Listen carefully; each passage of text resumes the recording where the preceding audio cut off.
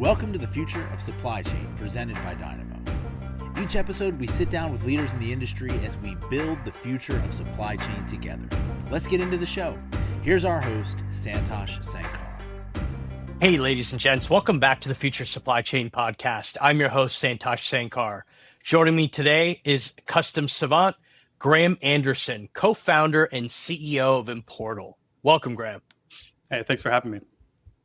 So we're going to cover a lot of ground, and a lot of this is relevant to our audience here as we're kind of navigating the fog of war that has turned out to be this trade war.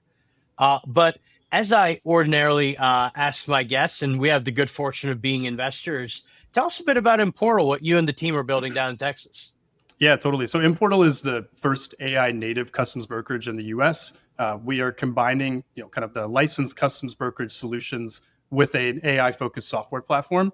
And really what it does is, creates a full stack solution for importers. So they're able to, automatically be able to solve their compliance issues at, let's call it, the time of PO. And we own that supply chain all the way until the duties get paid to US Customs.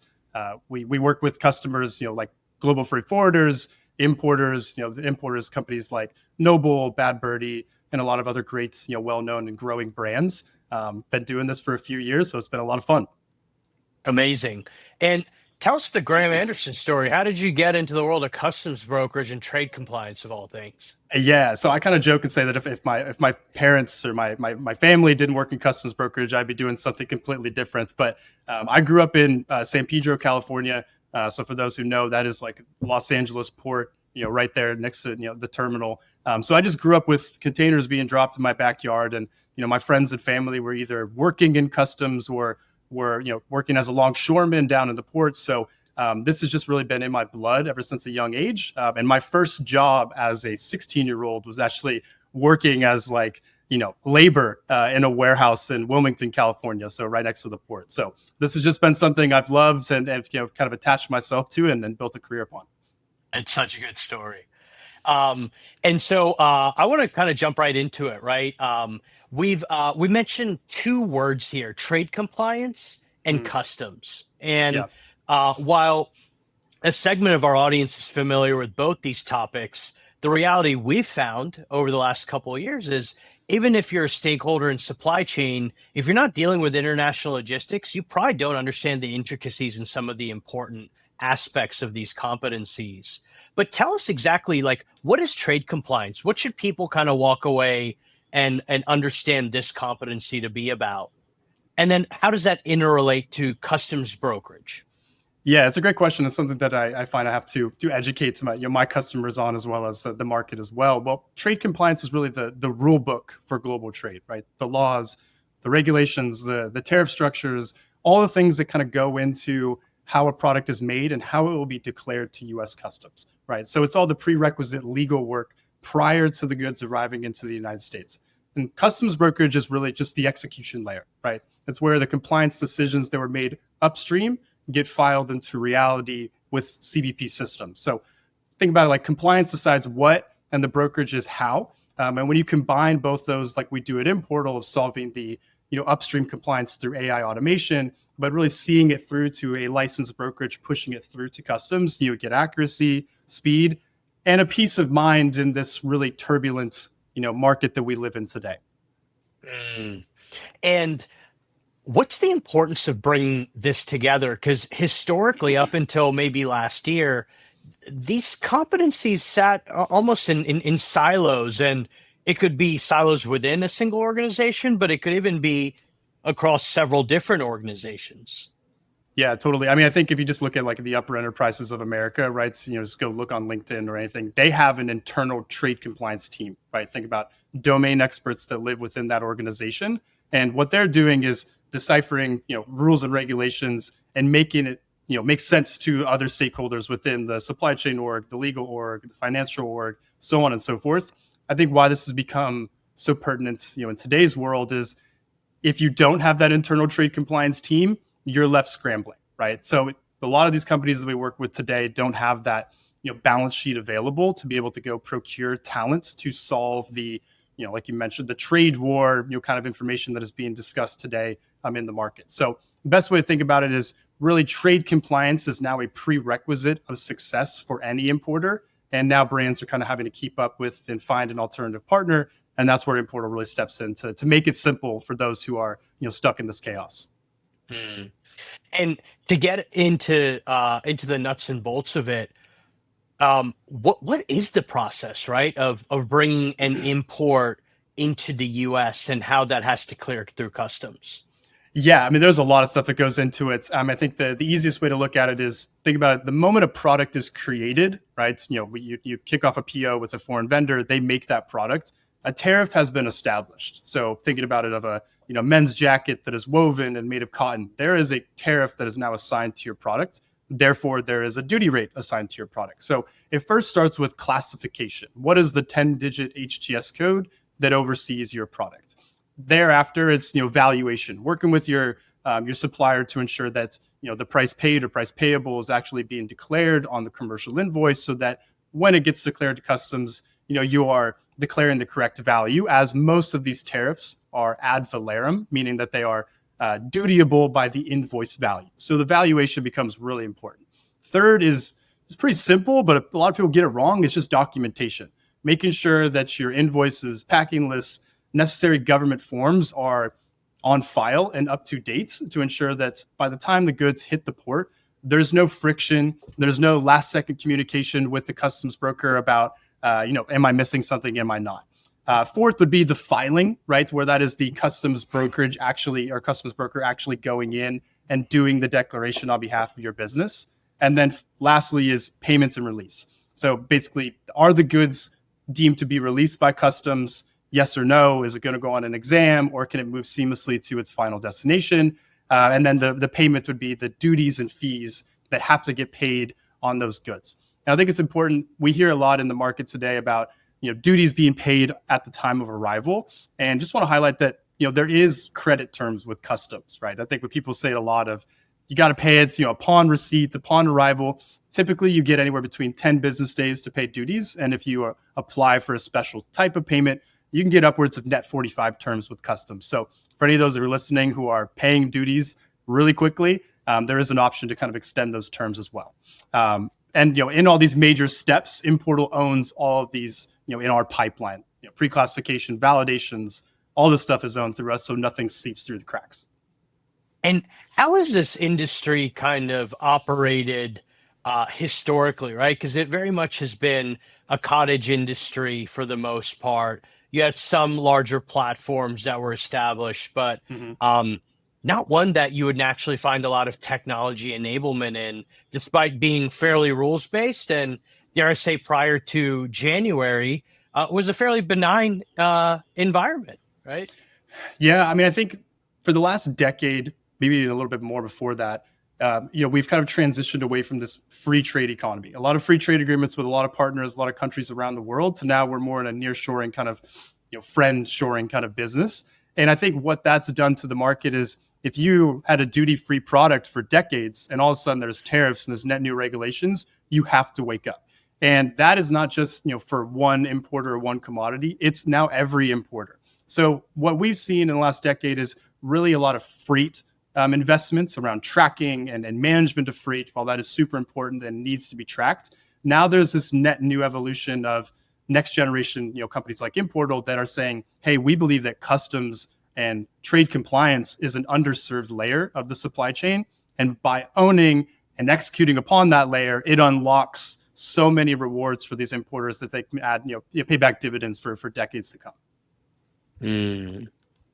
And you mentioned kind of some of the I guess policy lags that we're currently facing, where we're recording at the end of the week here, first week of October, and there's supposed to be an increased tariff charge on furniture that's imported into the country, but a lot of the details and practicalities have not been disseminated. So like how does one cope? And like maybe how does technology also play a role in coping?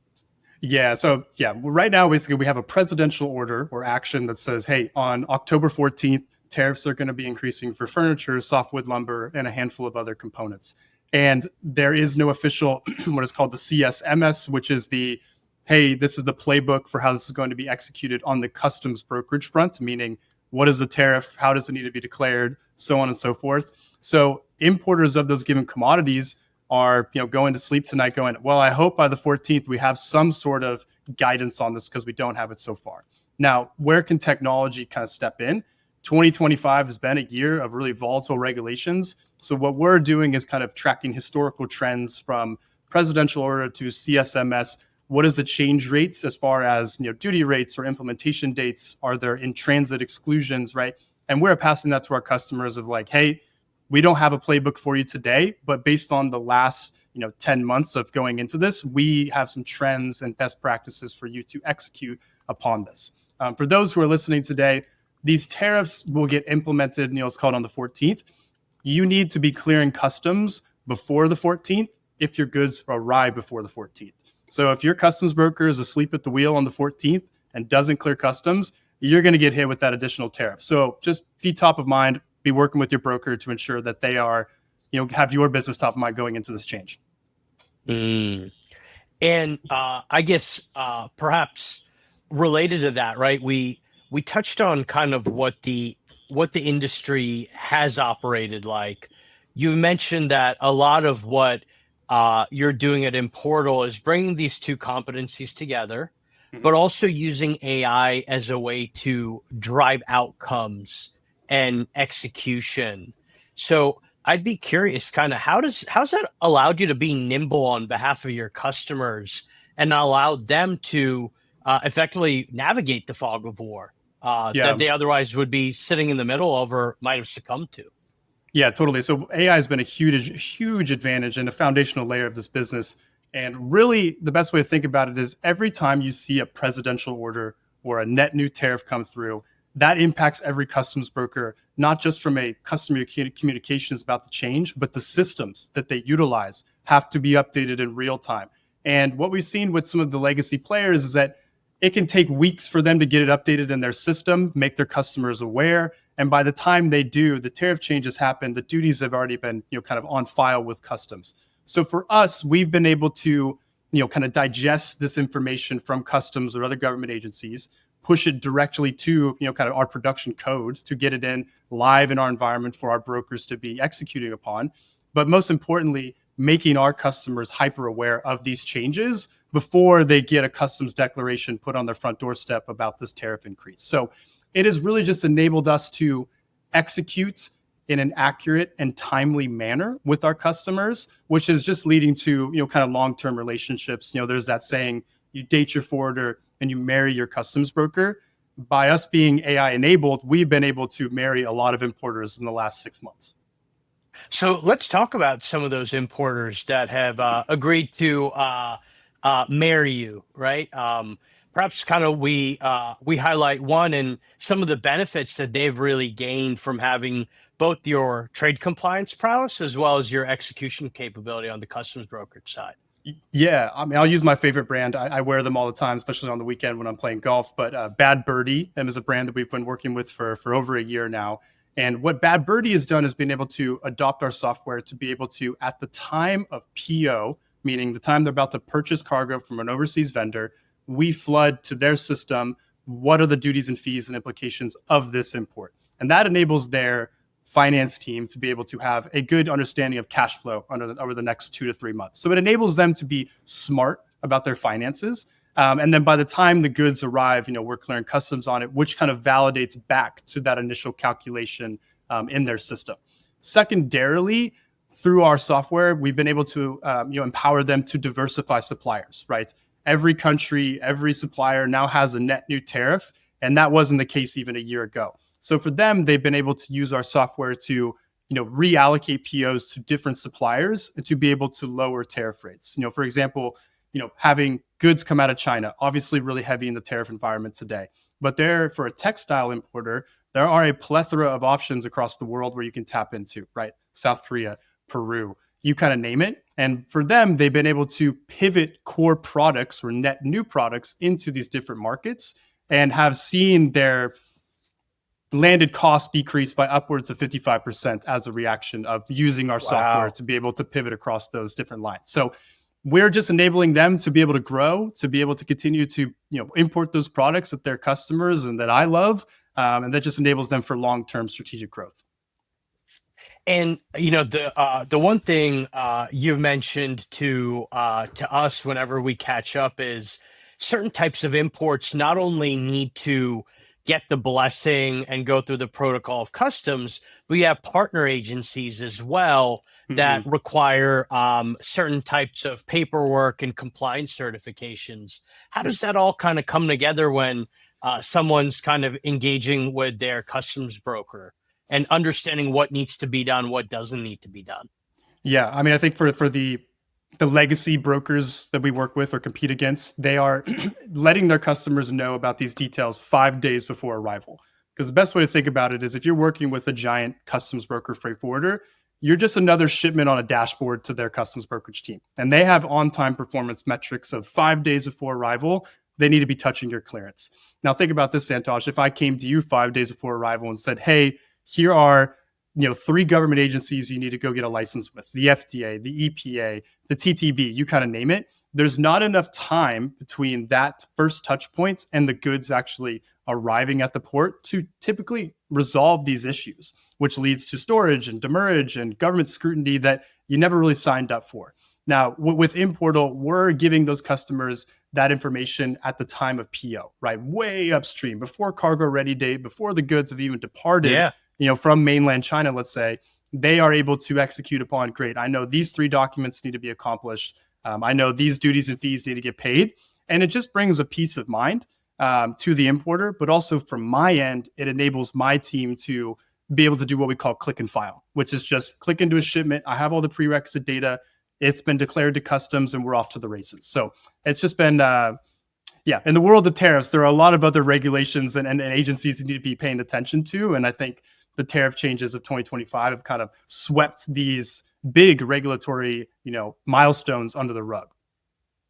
And so when I think about the U.S. economy, I'll tend to dumb it down for people into 2 major segments. You have the industrial economy and you have the consumer economy. And I'd be curious kind of what you've observed as these various businesses in each of these kind of sub-economies are doing as they're navigating their supply chains amidst of this change. Are there certain interesting things that are happening on the industrial side that may not be happening on the consumer side?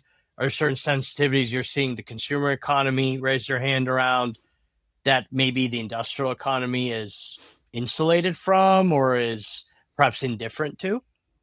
Yeah, I would say for the industrial side, there is just a limited kind of supply chain that they can operate under, right? You might have a super niche product that can only be sourced from one given country. So I would say for them, this has been a crippling effect, these tariffs. Having to pick up and move a supplier base for a super niche product that requires a lot of engineering and domain expertise to be able to build and operate has led to a lot of complexities and these customers not being able to move away from these tariffs, kind of stuck with it, right? So costs are increasing, complexity is increasing. I would say for consumer brands, specifically textiles, let's touch on that one. You can pivot and you can find alternative countries to make your product in. So what we've seen is really a hunger and a desire to find alternative manufacturers. Now, even 2 years ago, 3 years ago, that was really just an upper enterprise, maybe lower enterprise problem where, hey, I need to diversify. I have the resources to do so. But the problem is now is that even like an SMB has to be able to figure out, can I pivot on a dime to be able to move my POs to a different production facility in a different country?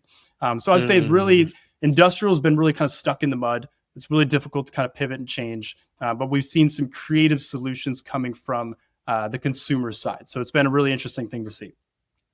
Does that mean that perhaps for the consumer economy, that as we kind of navigate these changes and maybe the dust settles, because they have flexibility that their industrial cousins don't have, maybe it's not as inflationary? Or is that a misnomer? No, I think it is. Obviously tariffs can be inflationary. There can be a conversation about that on the side, but I think at its core, no matter where you're shifting your products to, the price has risen, right? There are blanket tariffs across the entire world. So there's no escaping. There's no such thing as duty free anymore. That has gone away.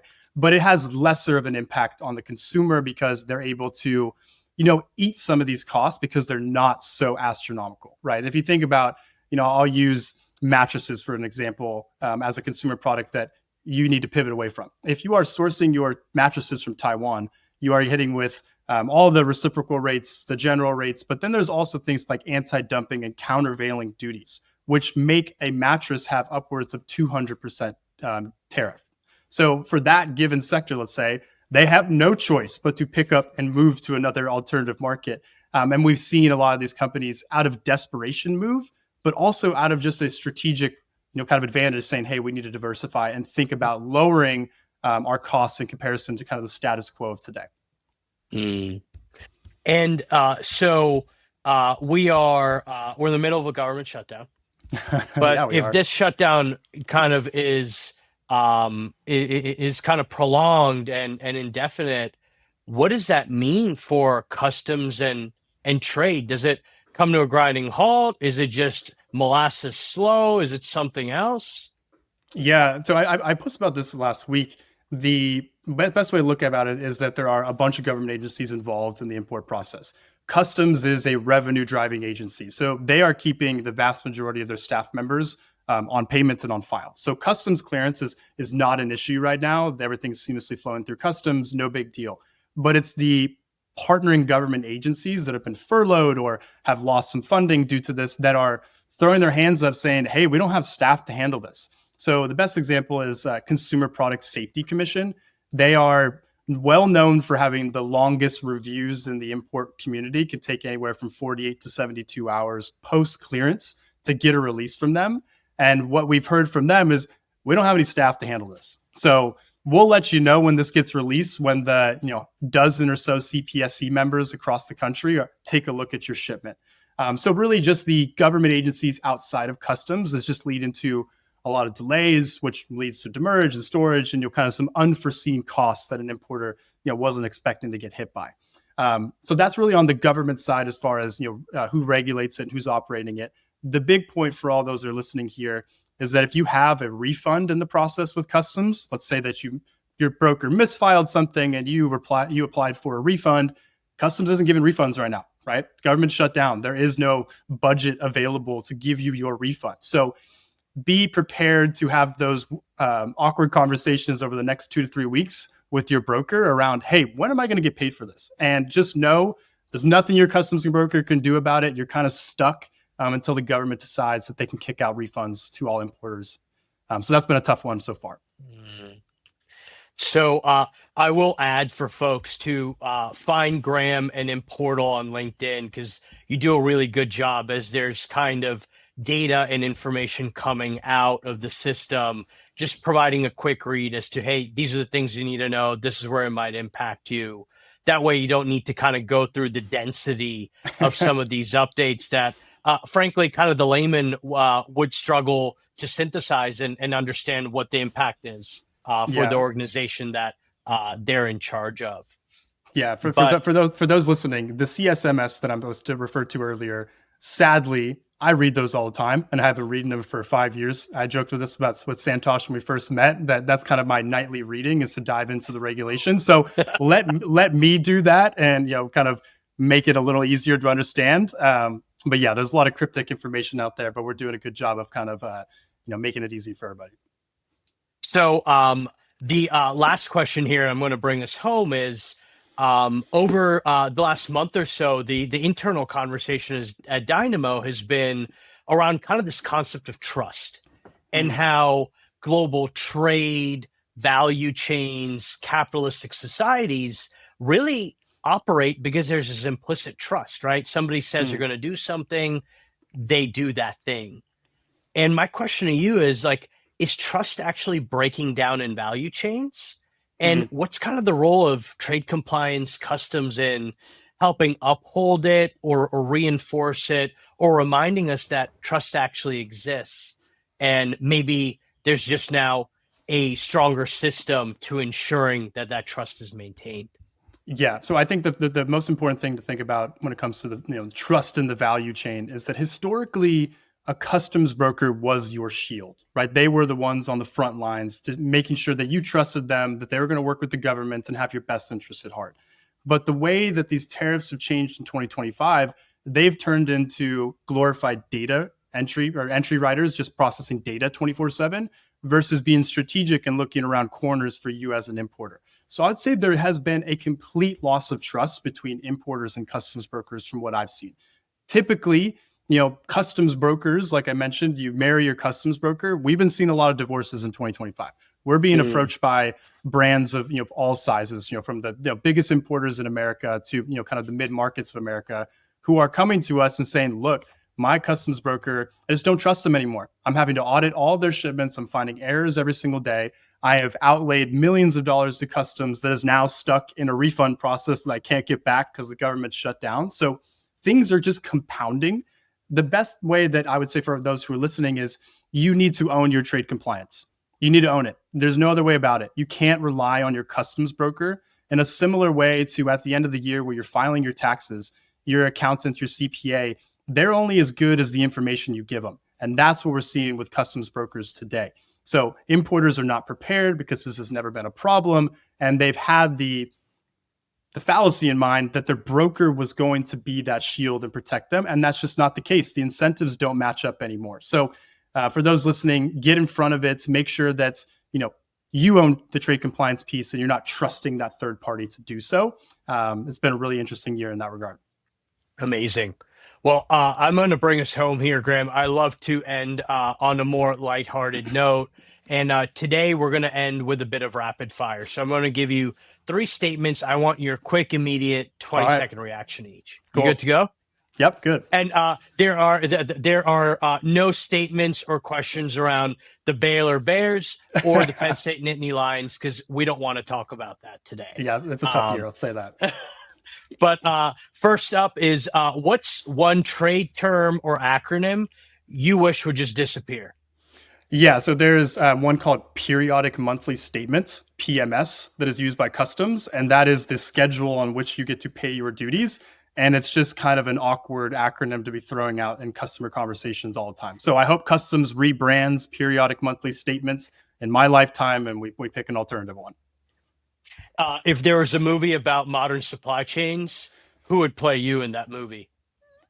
That's a good question. I think I would go with Steve Buscemi. I know that's kind of a random flex there, but what I like about Steve Buscemi is that he's, a diversified actor. He plays, some Adam Sandler movies. He's a gangster in Boardwalk Empire. And that's kind of how I like to live and operate in my role. I want to be able to make trade compliance, fun and exciting for importers, but tough conversations need to be had from time to time. So I do have to, get in that kind of mode as well. So Steve Buscemi is who I'd land on there. And last but not least, if you were not in trade compliance, what would you be doing right now? Well, I would be probably playing golf, but I would probably be working for a golf company of some sorts, trying to push that into the kind of forefront of my life. But most importantly, trying to get golf into underserved communities, right? So golf clubs are expensive, golf, tee times are expensive. So working or building an organization that enables anybody to be able to play golf would be my passion. That's amazing. That's amazing. With that, Graham, thank you so much for sharing your wisdom, talking shop with us. And from all of us here at Dynamo and our broader audience, we sure as hell hope that we get a bit of certainty moving forward around this trade war we're in the midst of. Thanks for watching. Follow us at dynamo.vc for all the latest episodes. We'll see you next time.